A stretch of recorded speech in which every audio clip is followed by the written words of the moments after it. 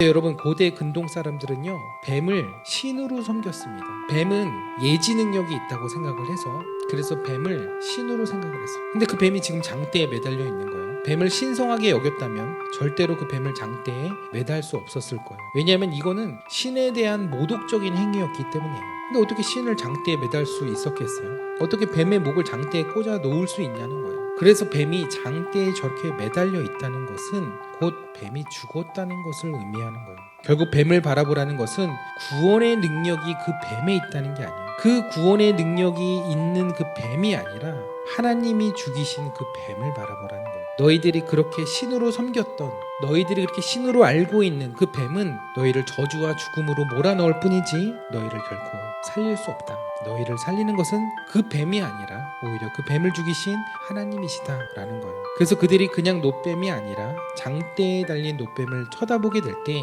그 뱀이 자신들을 구원하는 것이 아닌 그 뱀을 심판하신 하나님이 자신들을 살리시고 구원하신다는 사실을 깨닫게 되었다는 거죠.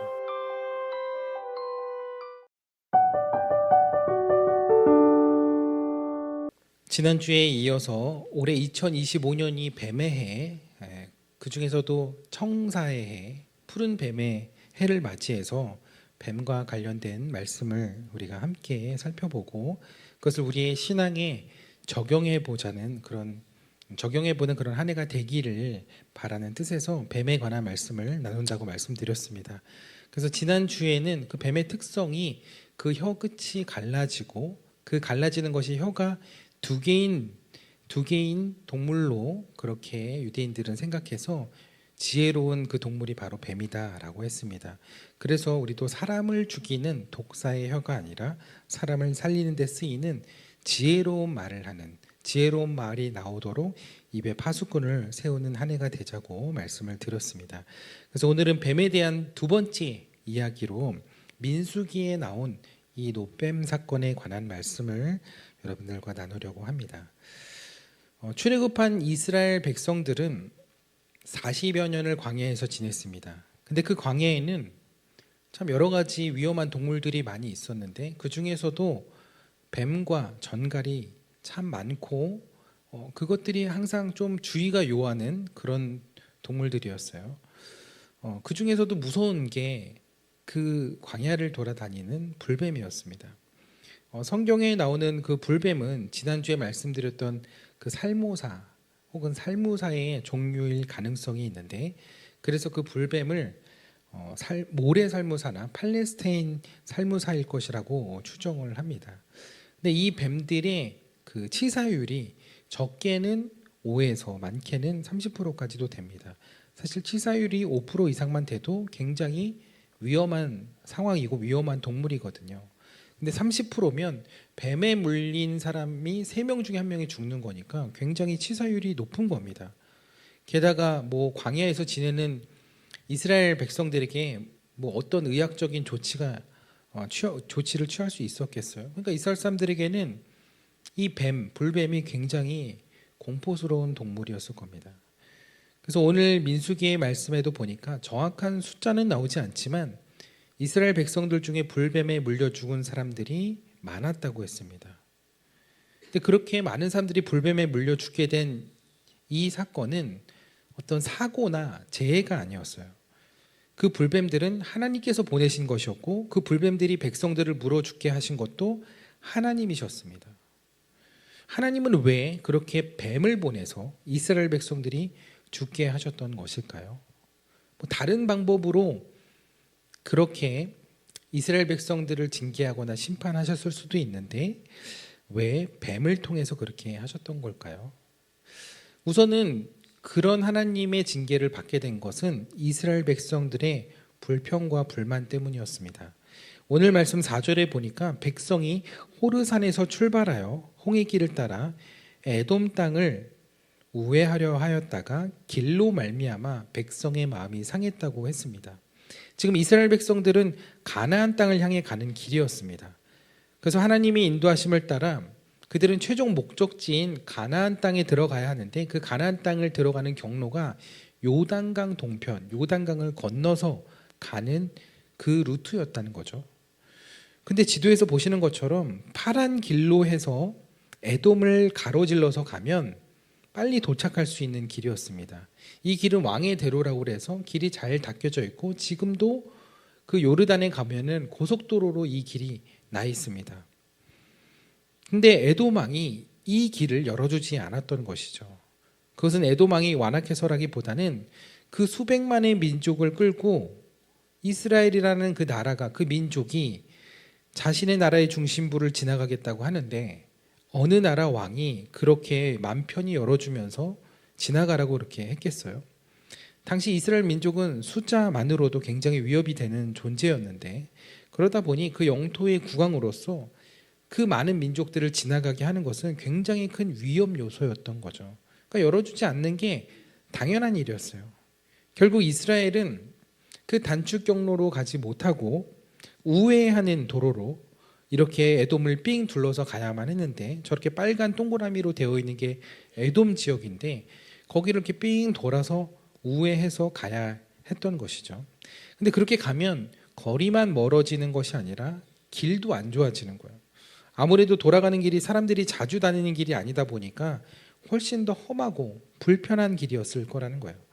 그래서 백성들의 마음이 심히 상한 거예요. 자연스럽게 이스라엘 백성들의 입에서는 불만과 불평이 나오기 시작했습니다. 근데 문제는 그 불만과 불평이 선을 넘었다는 거예요. 그래서 5절에 보면 백성들이 그 말로써 두 가지의 큰 실수를 하게 되는데 하나는 하나님과 모세를 원망한 것이었고 또 하나는 하나님이 주신 만나를 하찮은 음식이라고 하며 폄하한 것이었어요. 애굽에서부터 나올 때 자유와 해방을 주시고 수십 년의 광야 생활 동안에 하루도 굶지 않도록 그렇게 먹이셨던 그 하나님의 은혜를 상징하는 만나를 하찮은 것으로 그렇게 폄훼하고 그렇게 여기는 이스라엘 백성들을 볼 때에 하나님도 굉장히 불편하셨을 거예요. 한편으로는 괘씸하고 한편으로는 너무 속이 상하셨을 거예요. 그래서 그들에게 불뱀을 보내시게 되어서 그 불뱀에 물려서 다 백성들이 죽게 되었는데 그래도 그렇지 아무리 뭐 불평할 만할 수 있잖아요. 그리고 조금 심한 말을 하긴 했지만 그래도 그렇지 어떻게 그 불뱀에 물려서 다 죽게 만드실 수 있느냐, 너무한 것 아니냐라고 생각을 할 수 있어요. 근데 여러분이 민수기를 이렇게 쭉 보잖아요. 이스라엘 백성들이 정말 끊임없이 불평합니다. 그래서 민수기를 보면 백성들이 불평한 사건이 민수기에만 6번이 나옵니다. 근데 이 사건만 6번이 다 큰 사건들만 기록을 하는 거예요. 아마 실제 40년 광야 생활 동안에는 훨씬 더 많은 불평과 불만의 이야기들이 오갔을 거예요. 그러니까 그 말은 하나님도 들으실 만큼 들으셨고 참으실 만큼 참으셨다는 거예요. 그래서 하나님은 이 불처럼 번지는 불평과 불신을 진화하기 위해서 불뱀을 보내신 거예요. 제가 라임을 맞춰서 얘기한 거예요.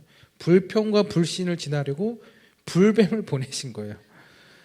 그러나 하나님은 광야에서 이스라엘을 다 죽이려고 진멸하려고 하신 것이 아니라 오히려 그들을 살리기 위해서 이스라엘 민족을 살리기 위해서 이런 불뱀을 보내셨다는 거죠. 그냥 놔두면 이스라엘 사람들의 신앙이 무너지고 분열이 되고 흩어지게 되고 흩어지면 힘이 약해지게 되고 그 지역에 있는 다른 나라로부터 공격을 받게 되고 그러다 보면 나라가 없어지는 거예요. 땅도 없고 아무것도 없는 이스라엘이 흩어지면 끝이죠. 사람밖에 없는 그런 민족인데 그래서 그러다가는 다 죽게 된다는 것을 아시고 하나님께서 극단의 조치를 이제 취하신 거죠. 그래서 일단 불뱀을 보내서 그들의 원망과 불평거리를 잠시 잊게 만들었던 것이고 그것을 통해서 광야가 얼마나 위험한 곳이며 그곳에서 하루하루 살아가는 것이 얼마나 큰 은혜인지를 알게 하시려고 했던 거예요. 근데 모세가 보니까 이러다가 너무 많이 죽게 생겼는 거예요. 그래서 하나님께 기도를 합니다. 하나님, 우리가 하나님을 원망했습니다. 우리가 하나님 앞에 죄를 범했습니다. 용서해 주세요. 이 뱀들이 우리에게서 떠나가게 해주세요. 라고 기도를 하게 됩니다. 그러자 하나님께서는 그냥 뱀들만 떠나가게 하신 것이 아니라 해독하는 방법을 어떻게 하면 이 불뱀에 물린 사람들이 나을 수 있는지에 대한 방법을 얘기해 주십니다. 그것은 모세에게 불뱀을 노뱀을 만들어서 불뱀을 만들게 아니라 노뱀을 만들어서 높은 장대에 매달라고 하시고 그것을 보는 자마다 살게 될 것이라고 그렇게 이야기를 해주십니다. 그래서 모세가 그 하나님의 말씀을 따라 노은 구리죠. 구리로 뱀을 만들어서 장대에 달았고 정말로 그것을 쳐다본 이스라엘 백성들이 모두 살아나게 됩니다. 참 아이러니하게도 그들을 죽인 것도 뱀이었고 그들을 살린 것도 살게 만든 것도 뱀이었던 거예요. 근데 여러분 뱀이 성경에서 부정적인 이미지로 많이 나오거든요. 그래서 뱀을 사단에 비유하기도 하잖아요. 근데 왜 하필이면 뱀에 물려 죽어가는 사람들에게 다른 형상이 아닌 뱀의 형상을 만들어서 보게 하셨냐는 거죠. 우리가 여기에서 주목해서 보아야 하는 중요한 한 가지 사실이 있는데요. 그것은 하나님이 뱀을 장대에 매달도록 하셨다는 거예요. 그냥 뱀의 형상이 중요했다면, 그 노스로 만든 뱀이 중요했다면 그걸 굳이 장대에 매달 필요가 있었을까요? 그럼 이렇게 생각하시는 분이 있겠죠. 많은 사람들이 그 뱀을 봐야 하는데 당연히 높이 매달아야 되고 그래서 장대에 매단 거 아닌가요? 물론 그게 틀린 이야기는 아니에요.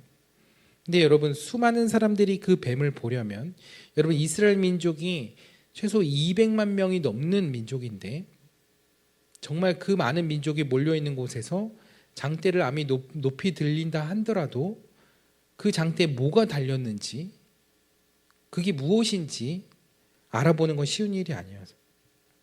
그래서 뱀에 물린 사람들이 빠른 시간 안에 어쨌든 시각을 촉각을 다투는 그 시간인데 장대에 있는 노뱀을 봐야 하잖아요, 빨리. 그러면 어떻게 해야지 그 장대에 있는 그 노뱀을 볼 수 있게 되는 걸까요?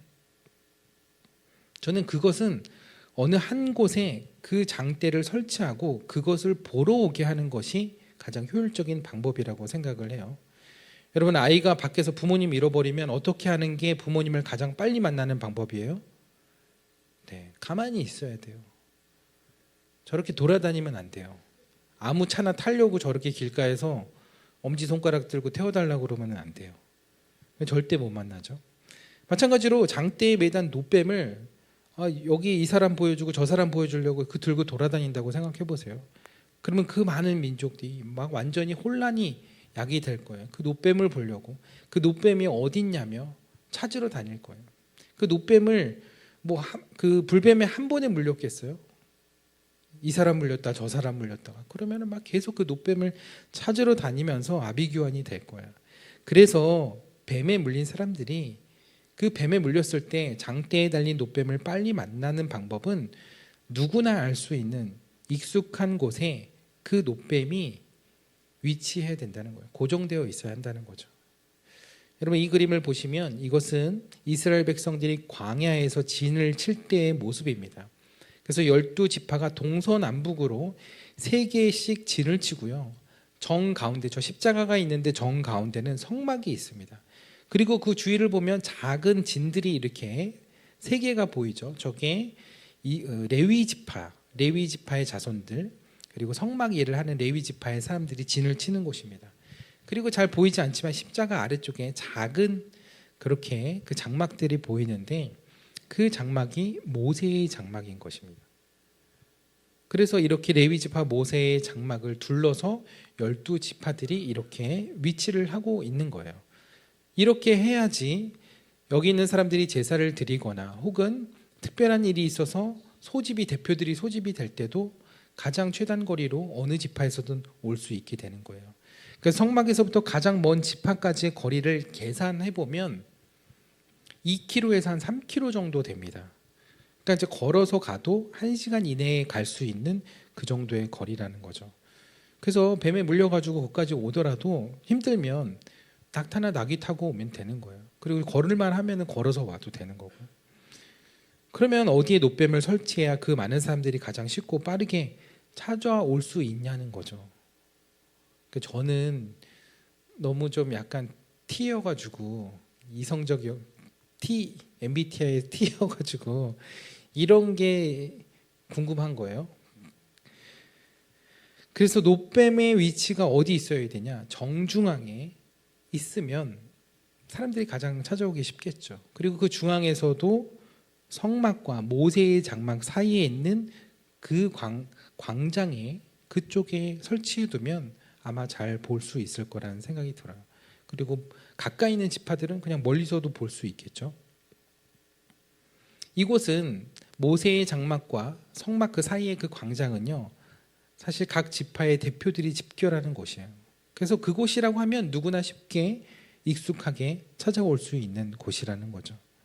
그렇게 해서 장소는 됐어요. 근데 그러면 노뱀에 물린 사람, 아니 불뱀에 물린 사람들은 이 노뱀을 보러 오십시오라는 그 정보를 어떻게 전달했을까요? 그때 뭐 확성기도 없고 어떻게 전달을 했을까요?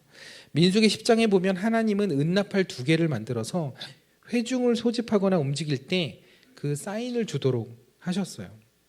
그래서 은나팔을 2번 불 때, 1번 불 때, 이럴 때 이제 하는 조치가 다른데, 한 번 불게 될 때 그 지파의 대표들이 모세의 장막으로 오게 됩니다. 그렇게 지파의 이제 대표들, 지휘관들이 이제 오게 되는데, 그러면 그들을 소집해서 이렇게 하나님이 조치를 하셨으니 뱀에 물린 사람들은 빨리 와서 그 노뱀을 보라고 일사불란하게 각 지파별로 전파가 됐겠죠. 그래서 가서는 족장별로 가족별로 막 이렇게 전파가 되었을 거예요. 그래서 지파의 대표들을 통해서 그 정보를 듣고 뱀에 물린 사람들이 이제 오게 되겠죠.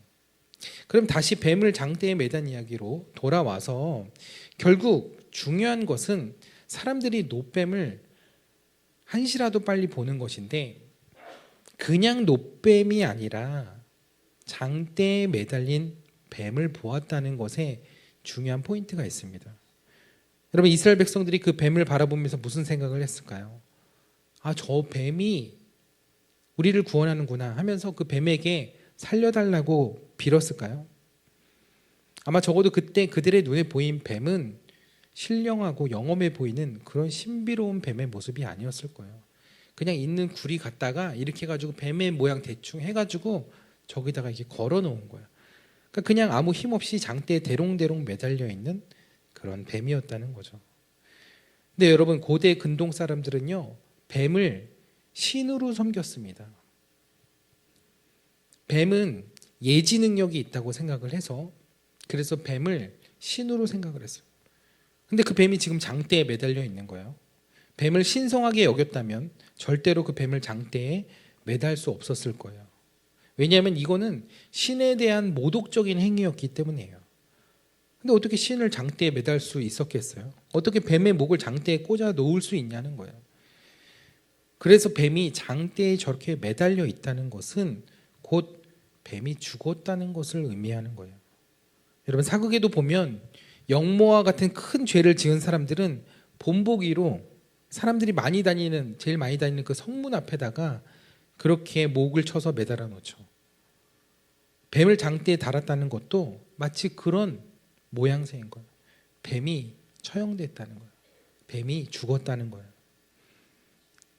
근데 여기에 오늘 말씀에 아주 중요한 포인트가 있다는 거죠. 결국 뱀을 바라보라는 것은 구원의 능력이 그 뱀에 있다는 게 아니에요.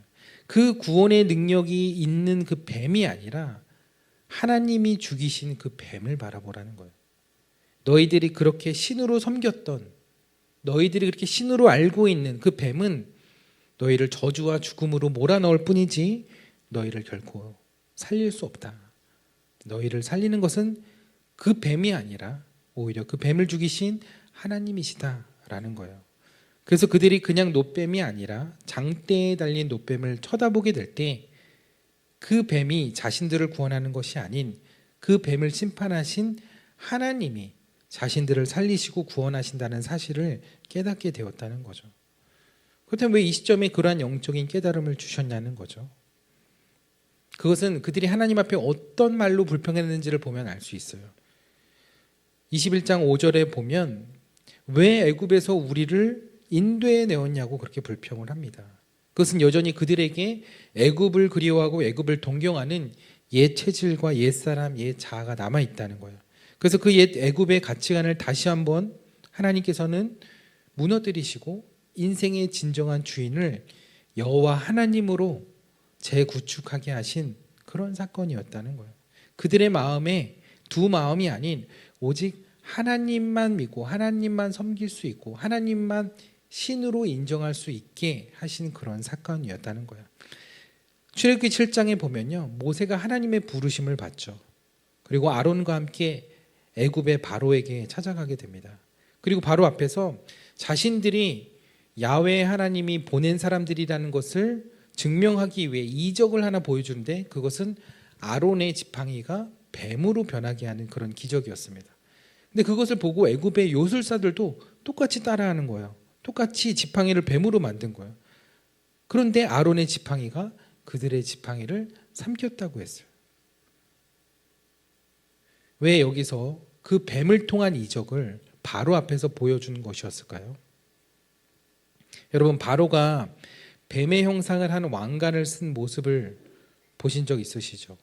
그 파라오가 쓴 그 왕관의 모습을 보면 그 앞에 뱀의 형상이 있는 경우들이 있어요. 그것은 애굽에서 뱀을 신으로 섬기고 숭상하는 문화가 있었기 때문이에요. 뱀이 상징하는 바가 있었기 때문에 왕관에다가 다른 동물도 아니고 뱀을 거기다가 그렇게 해놨다는 거죠. 그래서 뱀으로 변한 아론의 지팡이가 애굽의 요술사들의 지팡이를 삼켰다는 것은 하나님이 애굽의 모든 신들 위에 뛰어나신 하나님이며 그 애굽에서 신들로 인정하고 모시고 숭배했던 그 모든 신들에 대한 하나님의 심판이 시작된다는 것을 이야기하시는 거예요.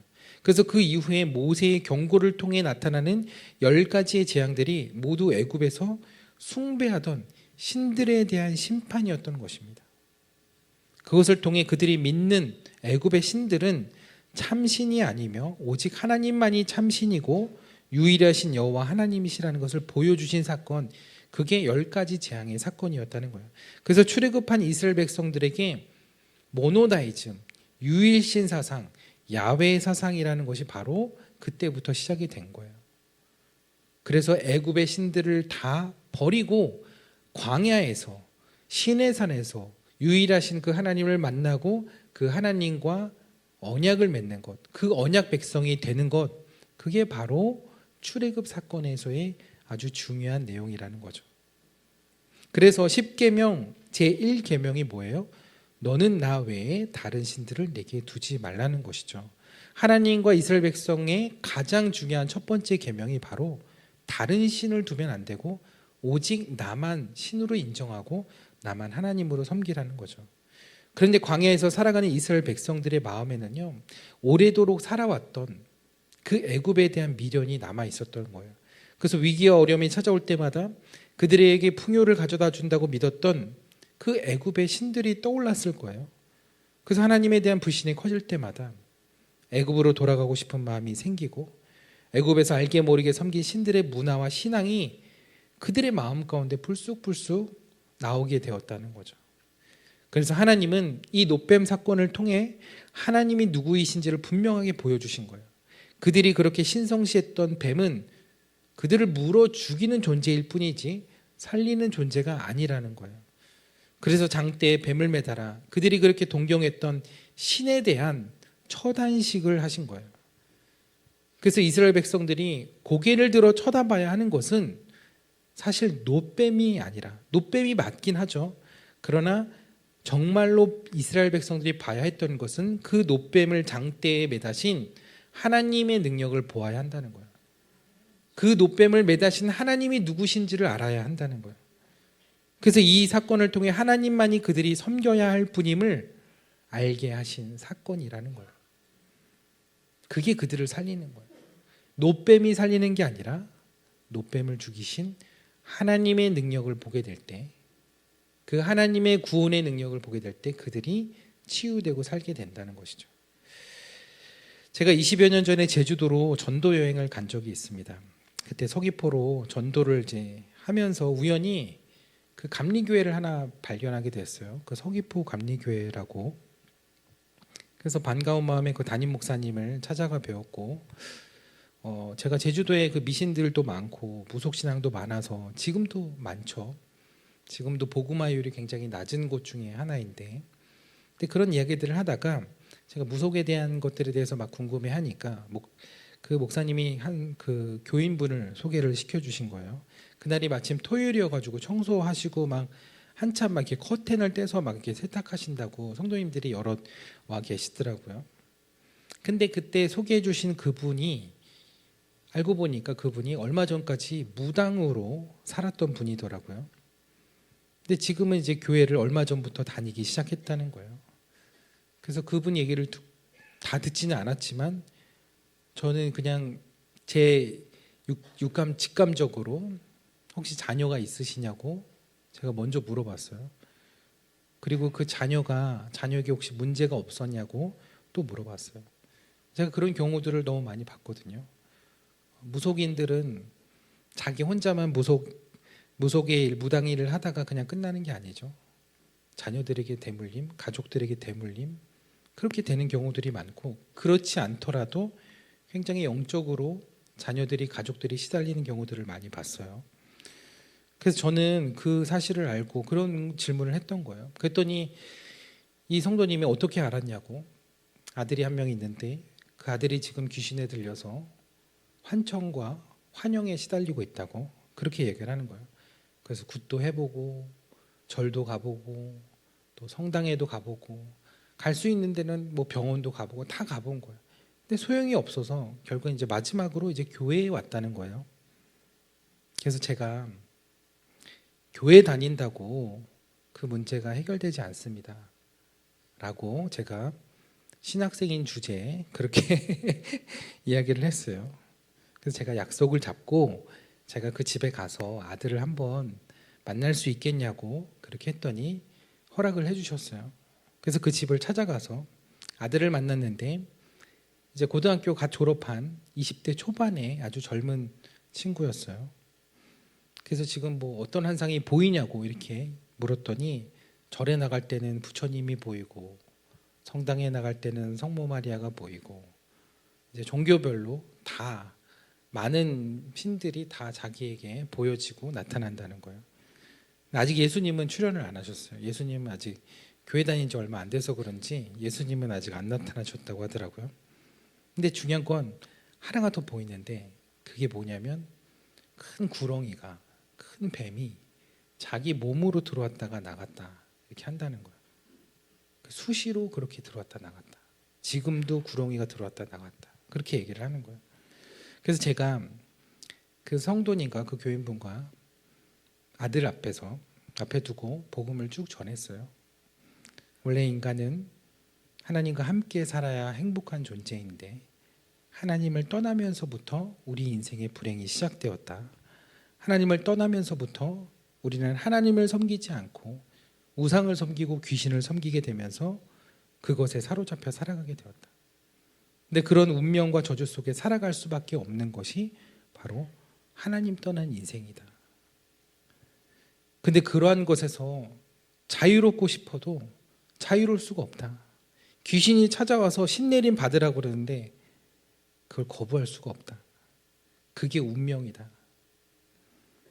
근데 그 운명에서 벗어나려고 해도 벗어날 수가 없다. 왜냐하면 우리에게 죄라는 문제가 있기 때문이다.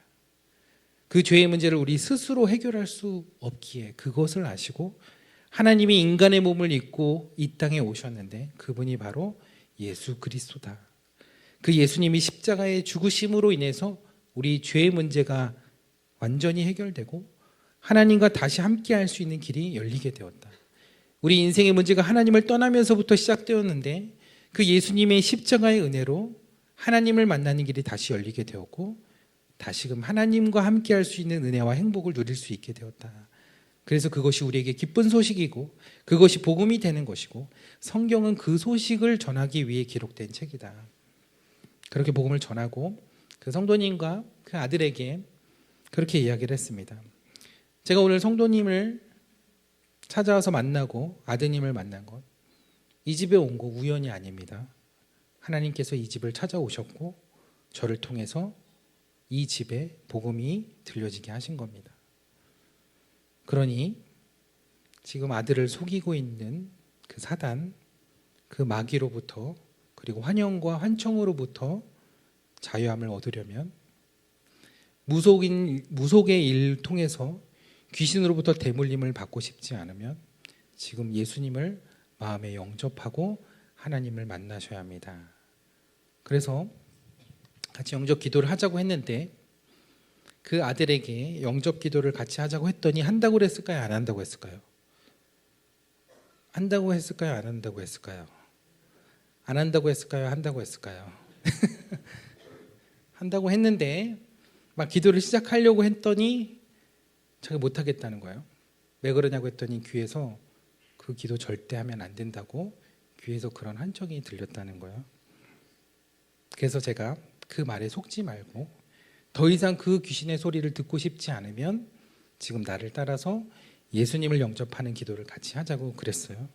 그래서 그렇게 기도를 하려고 그러는데 저 방 안쪽에서 문을 열고 제가 하는 얘기를 계속 듣던 한 분이 있었는데 그 아들의 아버지였어요. 그 아버지가 나오더니 자기도 같이 기도하겠다는 거예요. 그래서 온 가족이 예수님을 같이 영접했어요. 그래서 기도를 마치고 나서 예수님이 어디 계시냐 했더니 예수님 마음에 계신데요.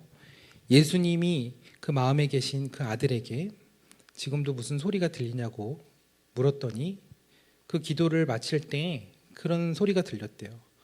이제는 내가 너와 함께 할 수가 없게 됐다. 이러면서 그 소리가 사라졌다는 거예요. 너랑 같이 있을 수 없게 된다 하면서 그 환청이 사라졌다는 거예요. 그리고 나중에 제주도에서 이제 돌아와가지고 그 성도님한테 연락을 드렸더니 환청도 사라지게 되고 그 환영도 더 이상 보이지 않게 되었다는 거예요. 여러분들 표정을 보니까 무슨 소설을 듣고 계신 것 같은 표정인데, 네. 궁금하시면 여러분들도 저기 점집에 가셔가지고 여러분 신세만 물어보지 마시고 귀신이 진짜 있는지 없는지 물어보셔요. 제가 얼마 전에도 유튜브를 보니까 그 엄마가 무당이에요. 근데 딸한테만큼은 절대 물려주고 싶지 않은 거예요. 그때 결국에는 딸이 못 견디고 그 신병을 얻어서 결국에는 그 내림굿을 하더라고요. 근데 그 엄마가 한이 맺혀서 그 딸에게 그 대물림을 해주면서 굉장히 그 한이 맺힌 그 마음으로 막 울면서 그렇게 딸에게 그 무당일을 물려주는데 그 댓글 뭐 보이지는 않지만 댓글에 사람들이 다 그 보면서 다 울었다고 그 유튜브에 이제 다큐로 한 것들을 올린 것 같아요. 그런 운명과 그런 팔자와 우리 인생의 운명들, 이 신년만 되면은 점집이 이렇게 굉장히 이제 많이 복작복작해지는데 그 점집에 교회 다니는 분들도 많이 간다고 그래요. 제가 다 알아요. 무속인 분들한테 물어봤어요. 장로님도 오시고 지난주에 권사님도 오시고 그랬대요. 교회에서 많이 오신대.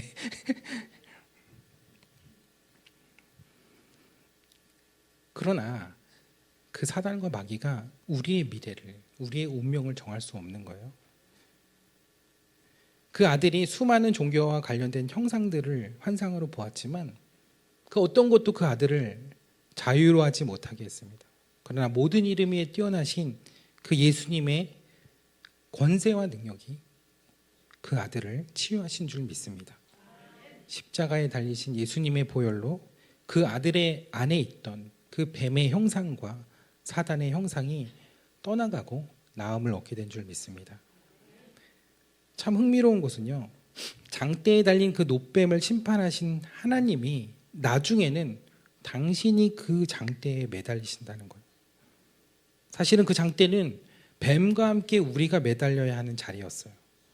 죄의 대가로 우리가 그 장대 위에 치러야 할 대가가 바로 사망이고 심판이었어요. 그 심판은 우리가 받아야 하는 건데, 근데 주님이 우리를 대신하여 그 징계를 받으시고 우리를 대신하여 심판을 받으셨다는 거죠. 그래서 이사야서 53장에 그가 상함은 우리의 죄악 때문이고 그분이 징계를 받음으로 우리가 평화를 누리고 그가 채찍에 맞음으로 우리가 나음을 받았다고 이야기하는 거예요. 그래서 우리는 장대에 매달린 놋뱀을 통해서 그 위에 계신 더 크신 하나님을 보아야 하는 것입니다. 그리고 장대에 매달린 나의 모습을 통해 죽어야 하는 나의 옛 자아를 보아야 합니다. 그리고 장대에 나 대신 매달린 그 주님을 통해 크신 그 하나님의 사랑을 보아야 할 줄 믿습니다. 그게 능력인 거예요. 그게 우리 인생을 바꾸는 능력인 거예요. 그게 복음인 거예요. 근데 우리의 눈은 뱀의 형상에 가 있을 때가 많죠. 그 노뱀의 능력이 있는 것처럼, 내가 믿는 것이 더 용한 것처럼, 그것이 나에게 능력이 되어주고 내 올 한 해의 길을 펴주고 내 길을 열어줄 그런 것처럼 느껴질 때가 있어요. 돈이라는 뱀, 인맥이라는 뱀, 출세라는 뱀에 가려 그 위에 계신 하나님을 보지 못하고 세상 사람들과 똑같이 그 세상의 노뱀을 붙들고 살아가는 교인들이 얼마나 많은지 몰라요. 그래서 이스라엘에서도요, 나중에 이 모세가 만든 노뱀을 산당에다 모셔놓고, 여러분 산당은 성전이 아니에요.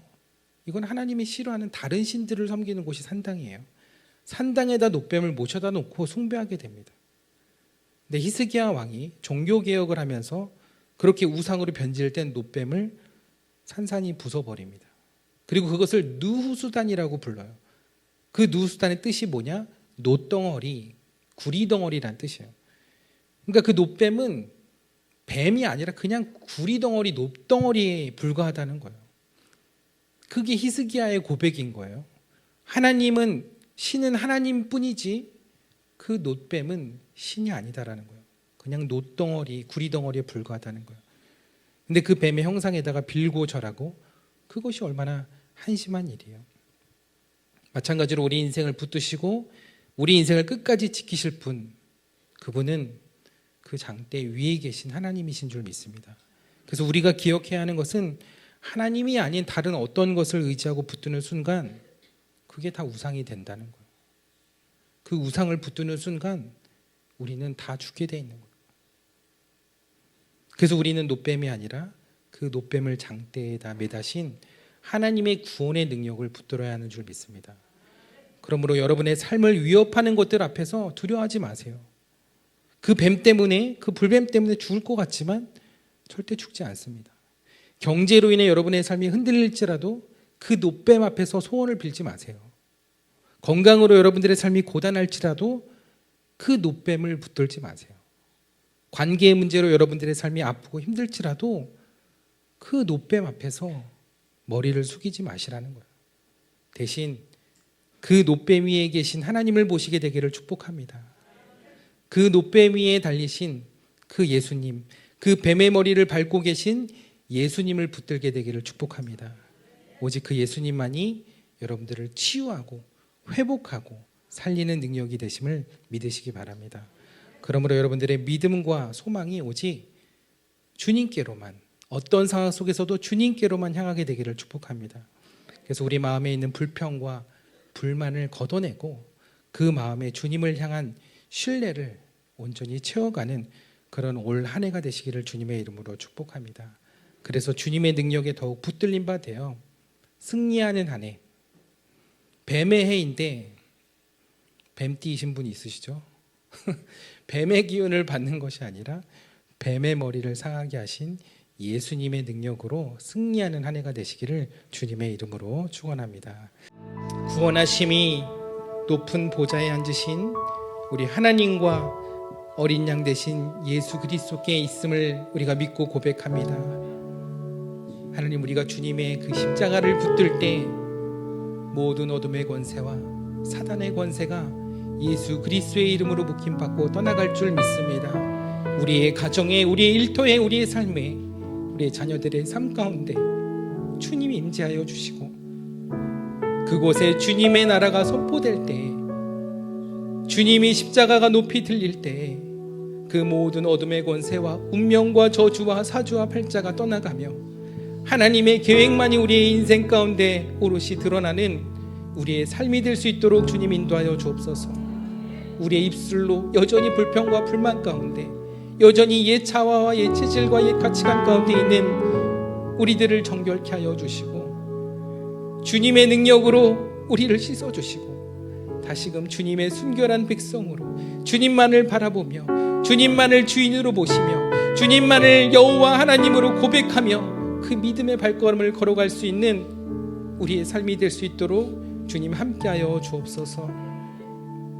주님, 그러나 때로는 우리가 두렵습니다. 우리의 삶에 어떤 불뱀이 우리를 몰고 갈지 모릅니다. 우리의 경제의 불뱀이, 우리의 건강의 불뱀이, 우리의 관계의 불뱀이 우리를 넘어뜨리고 쓰러뜨립니다. 우리가 일어서지 못할 것 같고 우리가 살아가지 못할 것 같고 우리의 마음이 더 이상 일어나지 못할 것 같은데 주님, 그때 우리에게 말씀하여 주시고 그 장대에 달린 그 놋뱀을 바라보며 그 위에 계신 주님을 바라보며 우리가 다시 일어서기를 원합니다. 우리를 고치시고 우리를 치유하시고 우리를 회복시키실 그 높으신 예수 그리스도의 이름을 우리가 믿음으로 선포하며 다시 우리의 인생을, 우리의 가정을 회복시켜 주시고 우리의 믿음을 고백하는 삶이 되게 하여 주옵소서. 우리 주여 한번 부르짖고 우리의 믿음을 고백하며 기도하도록 하겠습니다. 주여!